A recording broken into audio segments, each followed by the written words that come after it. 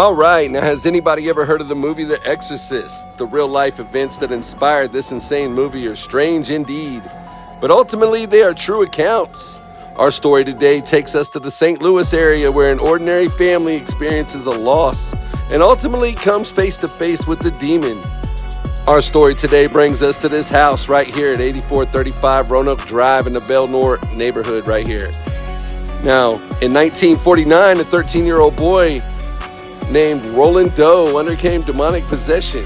Priests conducted an exorcism for months, and part of it took place right here at this house. It started here, and it finished at the Alexian Brothers Hospital, which has now been torn down. This story ended up inspiring the 1973 film The Exorcist. Now, Robbie's Aunt Tilly, who was close to Robbie, introduced him to the Ouija board. When his Aunt Tilly passed, he became grief-stricken and depressed. And the story goes that Robbie tried to contact her spirit using the Ouija board, and strange and violent things began to happen. Strange and odd things started happening. Now, January 15th, 1949, everyone in the house heard water dripping inside the home. And after an investigation, the family found no leak or anything odd. Now, the sound started turning into scratching like claws and scraping on the walls. The family called in pest control thinking it was mice or rodents, but the exterminators removed the floor and a piece of a wall and yet found no pest or evidence of any. Robbie started hearing squeaking shoes and footsteps at night coming up and down the steps.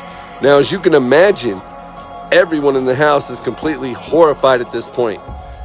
Inanimate objects began to fly around the house. Dishes started picking themselves up and flying through the house. Stuff started falling off the walls. Now, Robbie's parents took him to see a medical doctor and a psychologist and a psychiatrist, but ultimately turned to a local Lutheran minister who promised to come observe their son.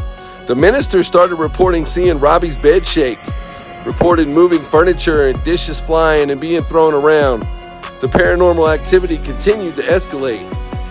Robbie's family went to a local Catholic parish, St. James, for help.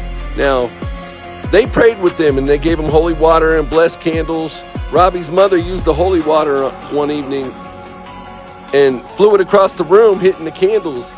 Now, it was reported that the candles started either blowing out on their own or the flames shot up dangerously high, like it had been supercharged. Hughes was so frightened by the visit to this house that he reached out to Patrick O'Boyle, the Archbishop of Washington, D.C. Now, between February and March 1949, Robbie underwent psychological and physical testing at the Georgetown University Hospital. They ultimately found nothing, and they sent him home. His mother brought him to St. Louis, and the bizarre events followed him. They thought that when they moved that it would go away, but they followed him to Missouri. So Robbie's mother was convinced that an answer might lie with Aunt Tilly. So she took the boy to St. Louis, where they stayed with relatives in the Malone northern suburb, which would be this house right here. The bizarre happenings just kept following him. Everywhere he went, a young priest named Bishop met with Robbie after blessing the home. Robbie's bed was shaking, but when the priest sprinkled holy water to make the sign of the cross on him with the holy water, it stopped. A pastor named William Bodern visited him during the visit, and Robbie suffered long scratches in the shape of a cross. Now, after Ritter authorized the exorcism, him and Bodern, the lead exorcist, visited Robbie in this house for the rest of March into April 1949. He spit at the relics and he suffered under the sprinkling of holy water every time they put it on him. He fought and he screamed in a diabolically high-pitched voice. Now, Bishop reported that a picture of the devil appeared on his leg. And on another occasion, the word hell was on his face, was etched into his face. And he hit hollering in the face, breaking his nose and cursing at him. He was even reported to be speaking in tongues and going completely crazy. The exorcism happened in the upstairs bedroom of this house. The process ended up moving from this house to other locations in St. Louis, including a college church and a hospital, but moving locations didn't stop it. It just kept following him everywhere it went. Now, at one point, Robbie tried to jump off of a cliff, but he was tackled and subdued before he could. A ritual was performed April 18, 1949, where Robbie awoke in a fit at the Alexian Brothers Hospital. They placed holy items in his hands, put them around his neck.